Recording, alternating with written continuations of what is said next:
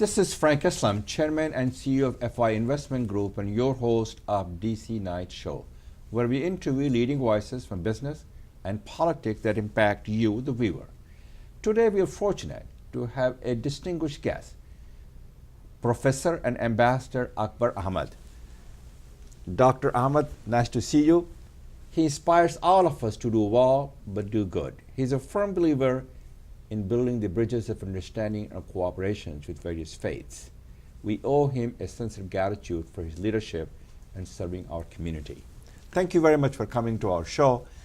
Now, some of the people in the audience are young, and we do want to promote the message and propagate the message, what we believe in it, so they can carry on.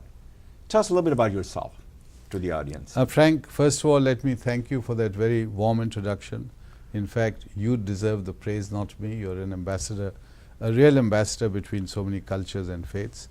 My own, you want something about me, Frank? I have dedicated the last few decades of my life in following you, really promoting understanding, bridge building. But my approach is slightly different in the sense I'm a professor on campus. I'm the chair of Islamic Studies at American University in Washington, D.C. So I have the privilege of working directly with young students. And each year my class has mainly Christians, Jews, Muslims, atheists. From all walks of life. All walks, Hindus, Indians, Pakistanis. So it's a really good mixture of the world. And they're very inspiring, these youngsters. So a lot of my work is really a response to the young generation. Because remember, Frank, the majority of the young generation is growing up around 9/11 or after 9/11. So the worldview they have is colored by ideas of the clash of civilizations, of violence, of terrorism, of Islam as a religion, of terrorism. So it is both an opportunity and a challenge. Very good. That's how I respond. So you have been an advocate of bridging the gap between Muslims and non-Muslims, and between Muslims and the West.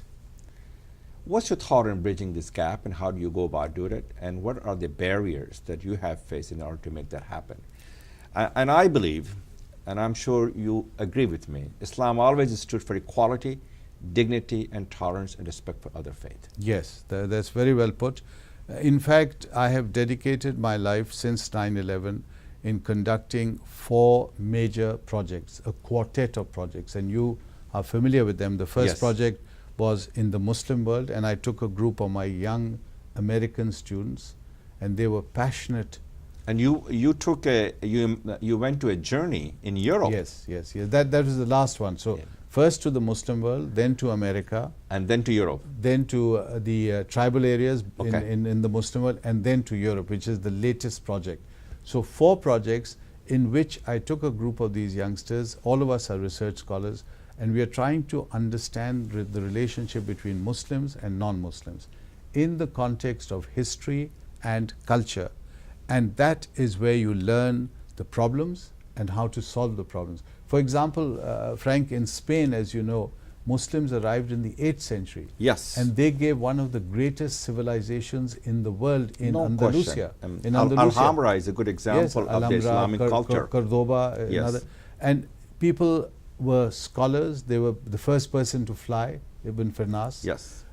Mathematics, architecture, poetry. Ibn Arabi, the great Sufi like you, Sufi person, you know, he had this great, you know, the Ibn Arabi is one of the greatest masters. Averroes, Ibn Rushd, Yes. in terms of philosophy, and he influences Maimonides, the great Jewish scholar, the chief rabbi at that time, who in turn influences Saint Aquinas, the Catholic saint. They have given so much to the world and Who to our influenced, community. There's yeah.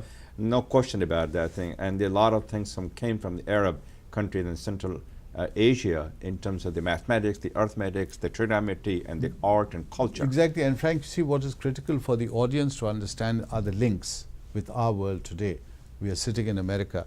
So the Renaissance and the Enlightenment in Europe actually is triggered by the Muslim cultural dynamism of Andalusia, and that in turn, the Enlightenment influences us here in the United States. The founding fathers are children of the Enlightenment, and the Enlightenment ideas would not have been possible without the Muslim contribution to world history.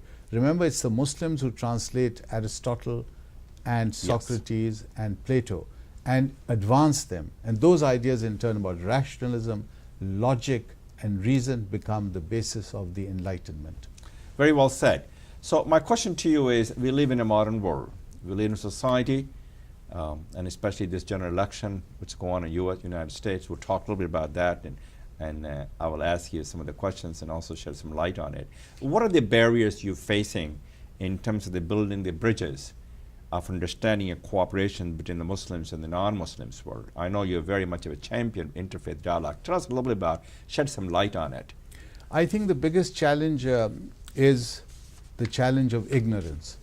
If people don't know about each other, That's that a good way to put it. It's a huge challenge. So the first task really in interfaith, in understanding, is to build bridges.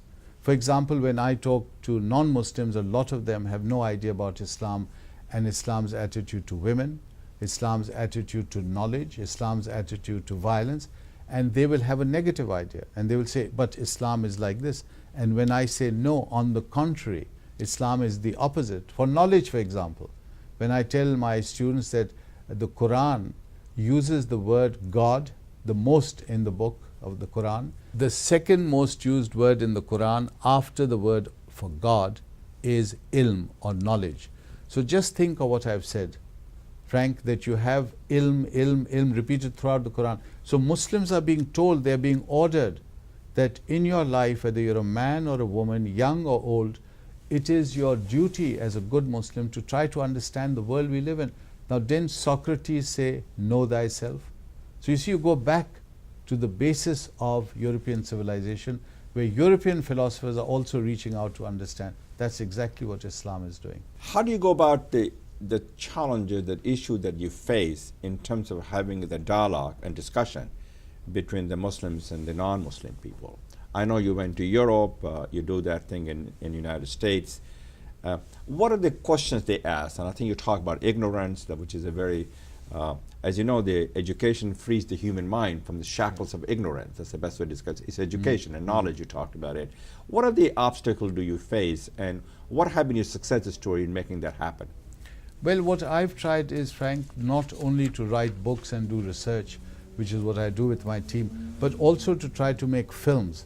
So we address a large audience. So the films, you just did something called Noor. Can you shed some light what happened? Noor was different. Noor was... so you had another one? Yes. Okay, you can tell that I was not familiar with that. That's good. Yes, the latest film is Journey into Europe. Okay. It runs parallel to the book called Journey into Europe, which is being published by Brookings.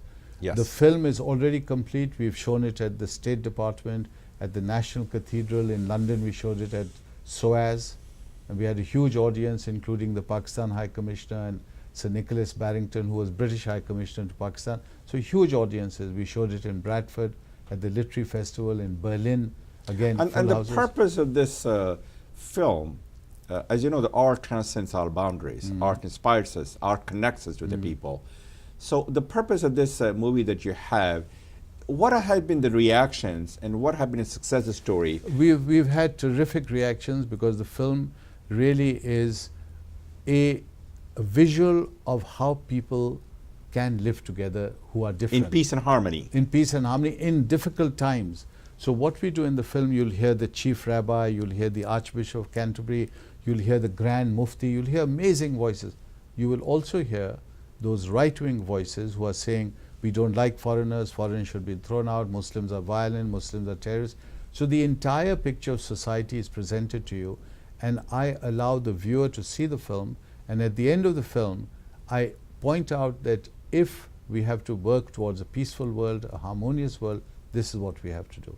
So the choice is given to the viewer. He's seeing the film, he's going through Andalusia, the Ottomans, the imperialism, then the immigrant stories in Europe today, and then it allows the viewer to come to the conclusion that they must do something positive. They cannot sit on the fence. They have to be involved in promoting the dialogue of civilizations. It's a very powerful tool, especially for the young.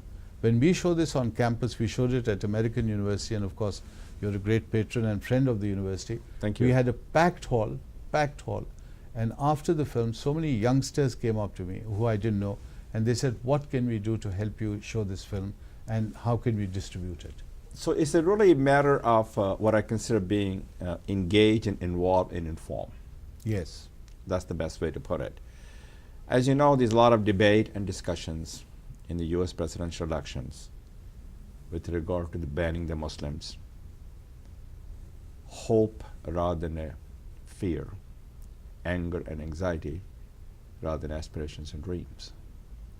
Optimism, which I believe in, rather than pessimism. What's your thoughts on it, and how does that affect the Muslims in general in America and all over the world? Well, it has obviously a very discouraging effect on Muslims. There are several million Muslims here, about 7-8 million Muslims. These are estimates. Many of them are contributing at different levels of society and contributing very generously, like yes, you. they are. You're a good example of that. You've had the greatest American iconic cultural figure, Muhammad Ali, who passed away recently. Yes, indeed. We've got 2 congressmen. So Muslims are making big contributions. So they're socially, economically, politically integrated into the society Yes, and contributed as a doctor, engineer, Exactly. professor. All levels, all levels. At all and levels. so they're not a burden, number one. Number two, They've never been a burden. never, but they've been here as a choice. They are a Muslim and American. Yes, and they're here by choice, which means that they are engineers, doctors who came with their degrees, with some of them bringing their wealth here as entrepreneurs and so on. It's a different story in Europe, because I'm doing a comparison between Muslims in Europe, Muslims in America. It's very interesting. So Muslims in America have a slightly different position here. Is that because they're integrated into Different the society? reasons. America is not a colonial power. Okay. So when you come here, you come as a free citizen, you pass the test and you become American. You're like any other American next day with your passport. So it's a melting pot? Yes, it is like a melting pot, which now is being challenged.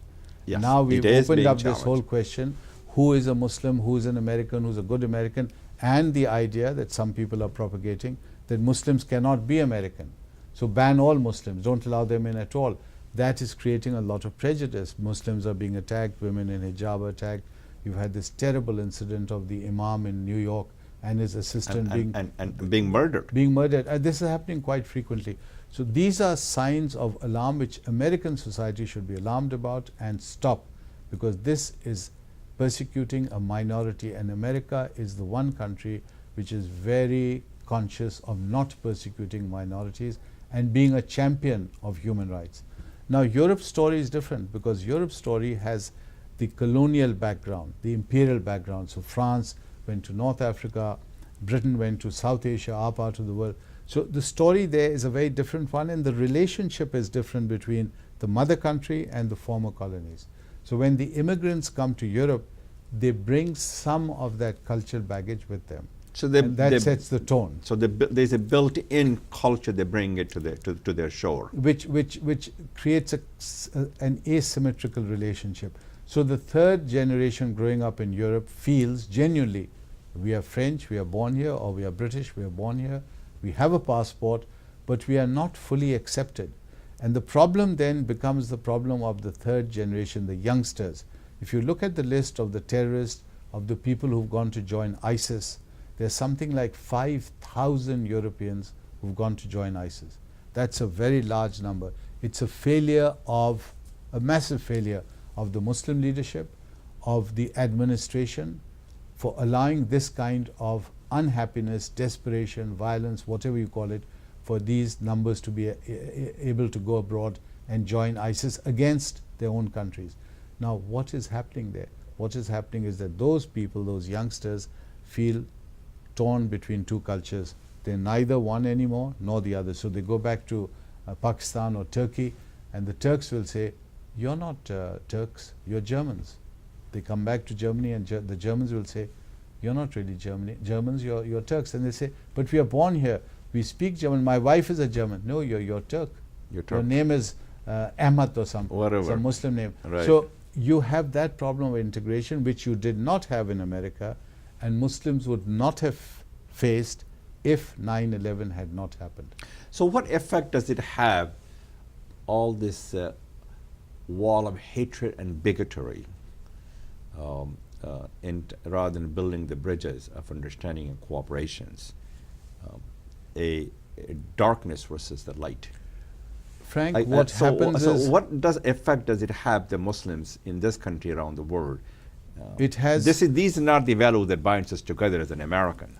What effect it has is it has a knock-on effect, because this is a slippery slope. Today you are persecuting Muslims. So today you are a victim. Tomorrow someone else will be the victim. Exactly, it's a slippery slope. Today, as is happening, as you're hearing this, today Muslims were being attacked, so we'll ban Muslims. Soon after you said the Mexicans are rapists and Mexicans are murderers.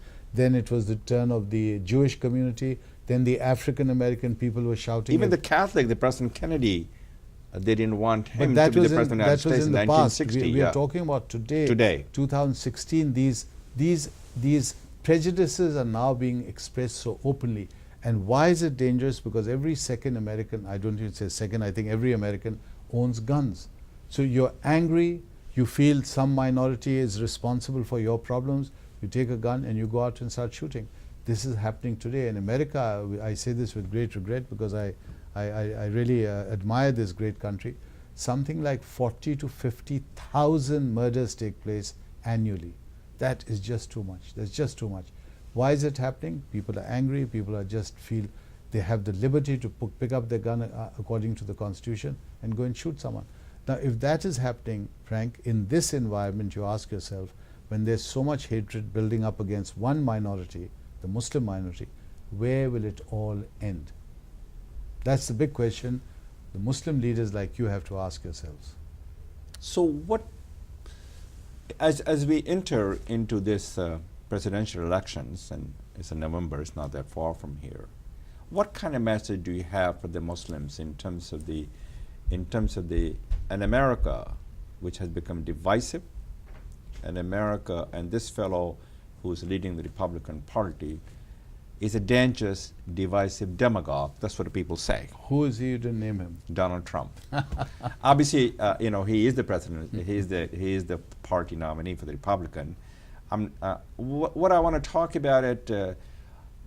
This is the America always stood and has been a beacon of hope, aspirations, and dream. My story can only happen in America.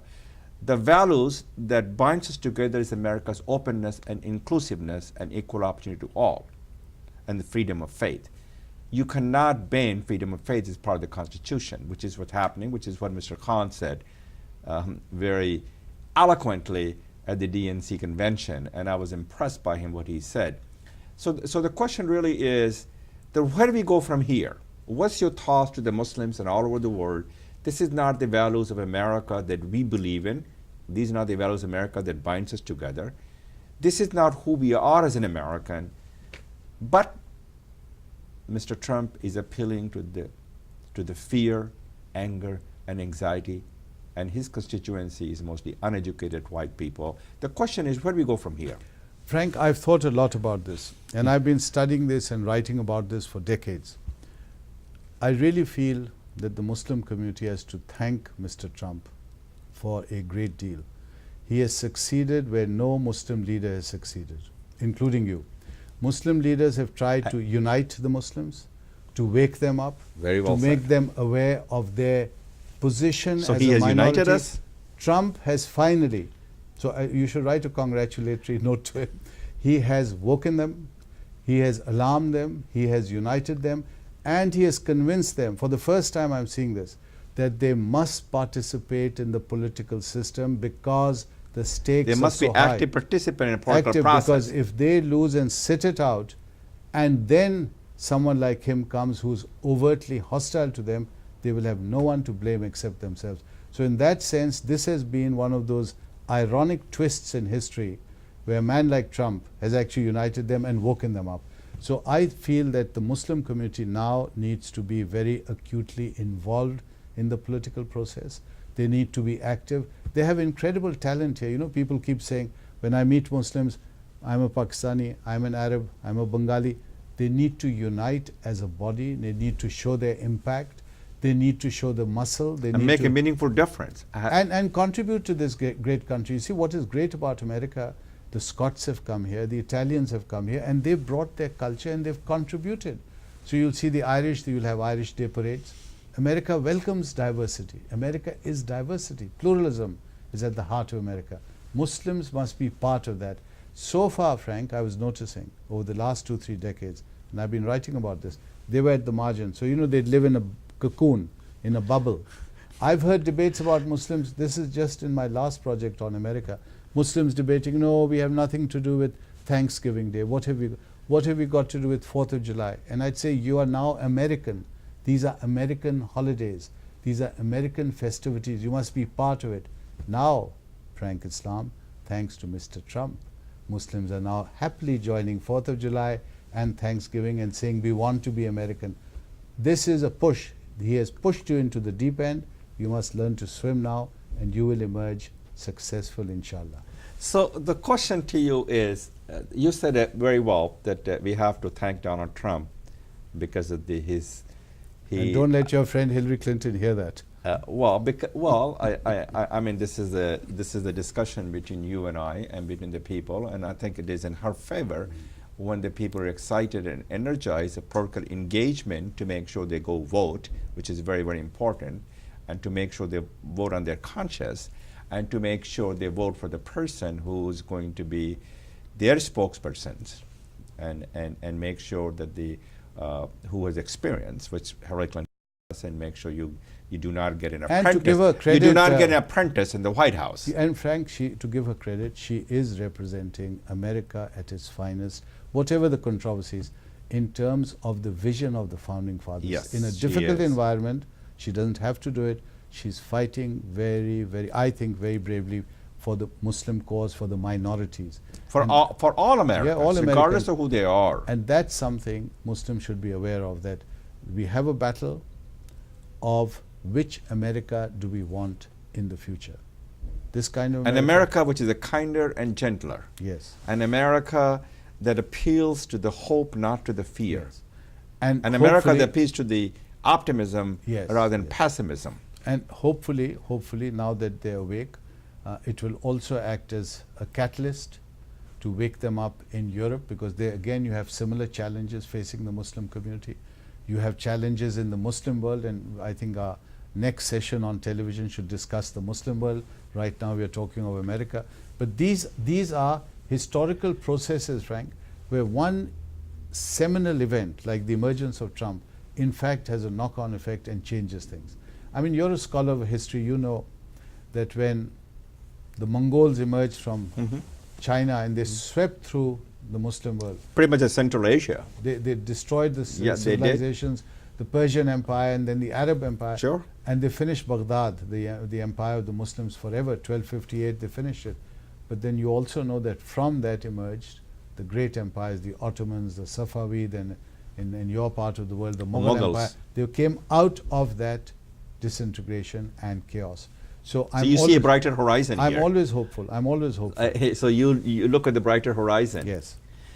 Mr. Ambassador Ahmed said it very well, that you have to be politically engaged to make sure your voices are heard, to make sure you have a seat on the table, to make sure we can build America, that we can stand together and rebuild America for all the people, regardless of the color, creed, religion, race, background, and belief. And that's the message he said very eloquently. And Frank, bring the cultures that you represent, bring them to the table.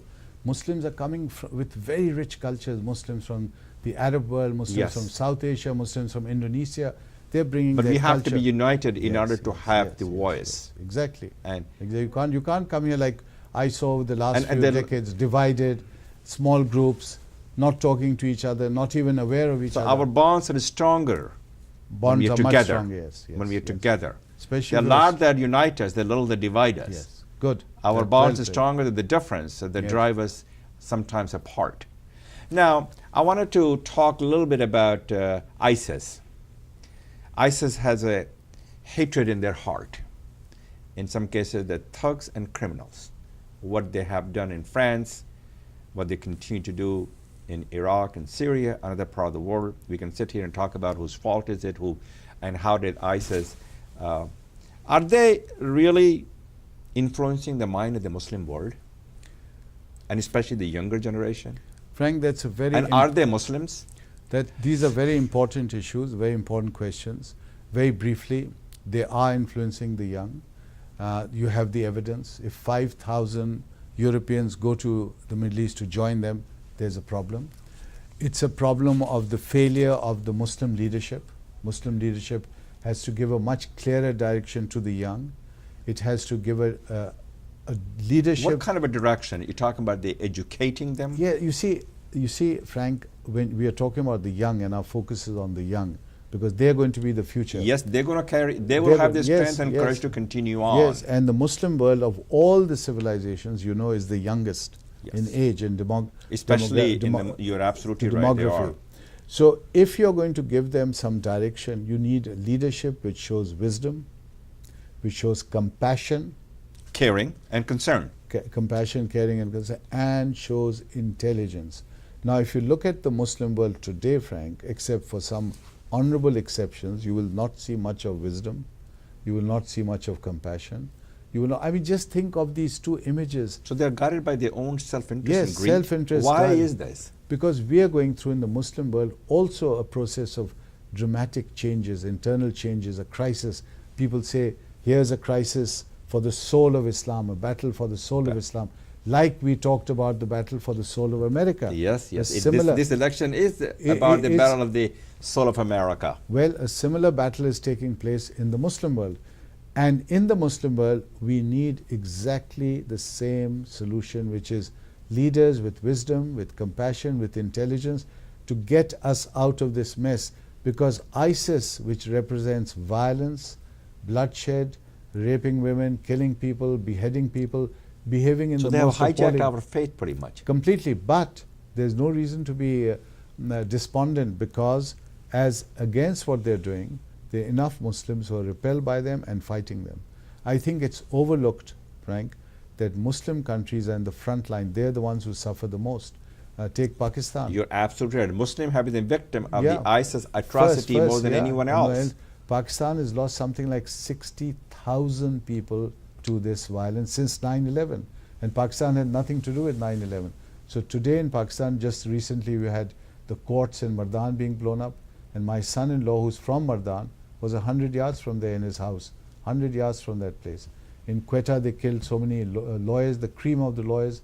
A year or two back, they attacked the army public school, killing 150 school children. So there are no red lines for them. What makes them and compels them to be so violent? I think, and Frank, violence breeds violence. Yes. I've studied them. I think with ISIS, these militant groups, societies have collapsed to the point when these people have either lost family members, lost hope. Is it revenge? Desperate. So it's largely revenge, but they give it the garb of religion. So a lot of what they're doing, remember, these are tribal societies. These ISIS, TTP, Taliban, Boko Haram in West Africa, Al-Shabaab in East Africa, these are coming out of tribal societies. Their understanding of Islam is very limited. They don't have much understanding of Islam. They have limited understanding of the sophistications of Islam and the beauty of Islam. So their Islam becomes very tribal. So their Islam is understood in terms of, they kill my child, I'm going to now kill your child, which becomes tribal. And if you recall, Islam has constantly said you cannot go about killing people, and taking the life of one individual is like taking the lives of the entire universe. That is how sharp the distinction is within Islam. And yet they're flouting it.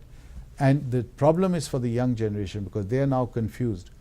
Lack of leadership, so they have no leadership to guide them, and ISIS doing these terrible things and saying, we are Muslim. So if you're 18 years old and you know little about Islam, you may be confused. You may say, I'm living in the West, people are attacking my religion day and night, they're humiliating my culture, my prophet, peace be upon him, and therefore I'm going to take revenge. And what would they do? They'd go and blow themselves up, which is what's happening in Europe. You're seeing how many examples. So in order to stop this, Frank, we have to understand it's a complicated picture. It'll take time to cure, and these quick solutions... Do you see a brighter horizon? Eventually, but right now the quick solutions are not working. So you get these governments, especially in Europe, they're just reacting knee-jerk. So they're just going around arresting people, putting them in, interrogating them, and the thing happens again. The violence happens again. Take France. Yes. It happened and happened again and happened again. And what is France doing? All France is doing is saying, okay, these terrorists, these Muslims. So France is pushing the entire Muslim community away. You saw the example of the Burkini controversy. Yes. So with this controversy, all the Muslim community is then blamed and pushed into a corner. So we have to begin to think in terms of long-term, holistic, and in the frame of wisdom and compassion. Leadership must, whether it's Muslim or non-Muslim, must show wisdom and compassion.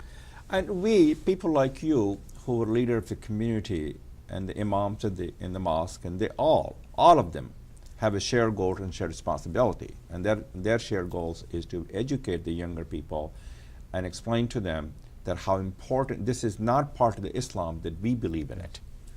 And education is going to empower their mind and uplift the soul. I do believe that. Thank you very much for coming to our show. This is Frank Islam wishing you a great week. Thank you for watching. And thank you, Ambassador, for coming here and talking to us. And I appreciate that very much. And good luck to you as you undertake the new and solemn journey.